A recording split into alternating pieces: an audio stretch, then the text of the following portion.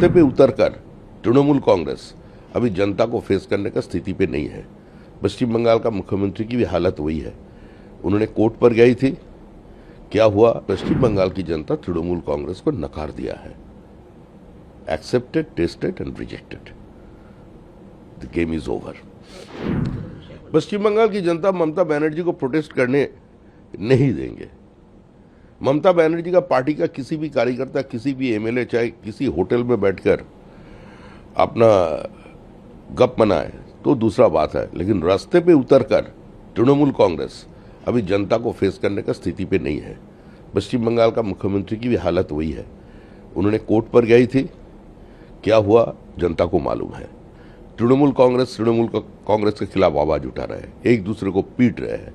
तो ऐसा स्थिति पे ममता जी नजर हटाने के लिए दिल्ली का बात कर रहे हैं। वो दिल्ली आ सकते हैं, वो अंटार्कटिका जा सकते हैं, रेगिस्तान में जा सकते हैं, कुछ भी कर सकती हो, लेकिन पश्चिम बंगाल की जनता तृणमूल कांग्रेस को नकार दिया है। Accepted, tested and rejected. The game is over. कौन बोल रही है? ममता बनर्जी, हमारी राज्य की पूर्व मुख्यमंत्री, नेता विपक्ष जो आज का मुख्यमंत्री है शुभेंदु अधिकारी। लोकतंत्र में और संसदीय राजनीति में जिसका स्थान मुख्यमंत्री का बाद में होता है, उसको एक रैली करने के लिए 104 बार हाईकोर्ट के दरवाजा खटखटाना पड़ा। देश की गृह मंत्री अमित शाह का 2 सभा के लिए हम लोगों को परमिशन मिला हाईकोर्ट से। तृणमूल कांग्रेस जो पुलिस राज चलाया, जो महाजंगल राज चलाया, भारतीय जनता पार्टी जो सरकार बनाया, पश्चिम बंगाल राज्य सरकार, उन्होंने उस चीज को संभाल रहे हैं। हमारा राज्य में अभी जिसका मन में जो है वो बता सकते हैं। मन की बात सभी के लिए है। उसका रसोई घर में क्या पक रहा है उसे हमारा कोई दिलचस्पी नहीं है। लेकिन एक गुजरे हुए बहुत बड़ा नेता सुब्रतो मुखर्जी ने कहते, ये कोई पार्टी नहीं है, ये चलता हुआ ट्रेन है। सब लोग इसमें शामिल हो गए हैं, जब जिसका प्लेटफॉर्म मिल जाएगा वो उतर जाएगा। तो आज तृणमूल का हालत भी वही है। वो कोई पॉलिटिकल पार्टी था ही नहीं।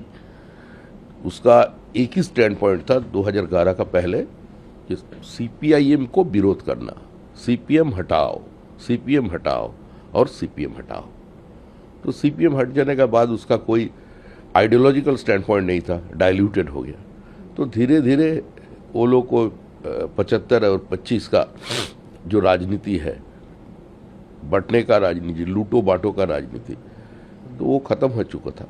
अभी जनता उसको ठुकरा दिया कि एक समय तो मलाई सबने खाया ममता जी का नाम पर। अभी समय बदल गया, ये लोग भी बदल गया। तो इसीलिए तो हम बोलते थे तृणमूल कांग्रेस कोई पार्टी नहीं था। बहुत सारे लोग हैं जिसका खिलाफ तृणमूल कांग्रेस ने मोर्चा खोल दिया था, जैसे रितुब्रतो बनर्जी, जिसका एक घटना लेकर एक ही रात में 900 सीपीआईएम का ऑफिस को तोड़ा गया था। उसका बाद ममता बनर्जी अपने पार्टी में उसको शामिल कर लिया, राज्यसभा में भेजा, अभी विधायक बनाया, नेता बनाया, अभी मुंह खोल रहे हैं। तो जनता के सामने सब कुछ है। जनता सबको तृणमूली समझते हैं। उसका डीएनए कभी बदल नहीं होगा डीएनए का। तो अभी चल रहा है, ऐसा चलने दीजिए ना। हमारा क्या है, हम लोग राज्य में बड़ा निवेश आए, नया नया रोजगार के अवसर मिले, पलायन बंद हो जाए, राज्य की कानूनी व्यवस्था सुधर जाए, और सबसे बड़ा जो इंटरनल सिक्योरिटी कॉम्प्रोमाइज्ड हो रहे थे, हमारा बॉर्डर अनफेंस्ड होने का कारण, स्टेट पुलिस का साथ बीएसएफ का कोई जॉइंट एक्शन नहीं था। अब ये सब हो रहे हैं। कौन हमला किया भैया? कौन? अरे आरोप लगा दीजिए ना आप, जनता तो देख रहे हैं। अरेस्ट किसको किया? वो सारे तृणमूल कांग्रेस का कार्यकर्ता है। तृणमूल को मार रहे हैं।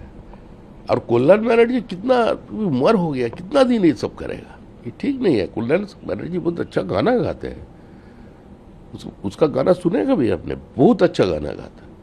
वो गाने गाइए, आपने वकालत करिए, राजनीति करिए, लेकिन ये सब बंद करिए। अभी हमारा टीएमसी के लिए दरवाजा बंद है। किसी को नहीं इंपोर्ट करके हम लोग 207 तक पहुंच गए हैं। जनता टीएमसी का नेताओं को खिलाफ वोट दिया था। हम लोग इस बार जो चुनावी रणनीति तैयार किया था, हम लोग एकदम नीचे से किया था। चार्जशीट निकाला, वो भी नीचे, हर एमएलए का खिलाफ, लोकल लीडर्स के खिलाफ। जितना एंटी इनकम्बेंसी था उसको लेकर हम लोग जनता के पास गया और नतीजा हम लोगों को मिला। तो इस स्थिति में आप क्या चाहते हैं? जो टेंटेड है, जो नौकरी बेचा, नौकरी खरीदा, जो जनता का जीना हराम कर दिया था, जो आदिवासी महिला का सर मुड़ा दिया था, थूक कर उसको चाटने के लिए मजबूर किया था, जो राष्ट्रपति, महामहिम राष्ट्रपति को एक कार्यक्रम करने के लिए मैदान तक नहीं दिया, उन लोगों को हम लोग पार्टी में शामिल करते हैं। भारतीय जनता पार्टी का तृणमूलाइजेशन नहीं हो सकते, नहीं हो सकते, नहीं हो सकते। नहीं, लेकिन आपने एक बात कही कि अभी नहीं तो कोई टाइमलाइन है, बाद में होगा क्या? ऐसा कुछ है क्या संभावना, या कभी नहीं होगा? अरे अभी नहीं और कभी नहीं, ये लेकर के जितना सारे मीडिया वालों चर्चा चलाते रहिए, लेकिन सबका दुकानदारी चलना चाहिए। फिलहाल भारतीय जनता पार्टी किसी भी टेंटेड तृणमूल कांग्रेस की नेता को अपने पार्टी में शामिल नहीं करेंगे। और चुनाव के नतीजे आने का बाद 4 घंटे में जो लोग भाजपाई हो गया, भगवा गुलाल लगाकर, हाथ में झंडा लेकर के जो उसूली फिर से चालू करने का कोशिश किया, वो लोगों को हम लोग डिटेक्ट कर रहे हैं, पार्टी से दूर कर रहे हैं, और जरूरत पड़ेगा तो पुलिस के हवाले कर देंगे। पुलिस अरेस्ट भी किया बहुत सारे लोगों को। भारतीय जनता पार्टी एक्सटॉर्शन की राजनीति बंद कर देगा। अभी देखिए, सरकार गठन नहीं हुआ, शुभेंदु अधिकारी का शपथ नहीं हुआ, लेकिन रिजल्ट निकलने का साथ साथ ही सारे पश्चिम बंगाल में सिंडिकेट बंद हो गया।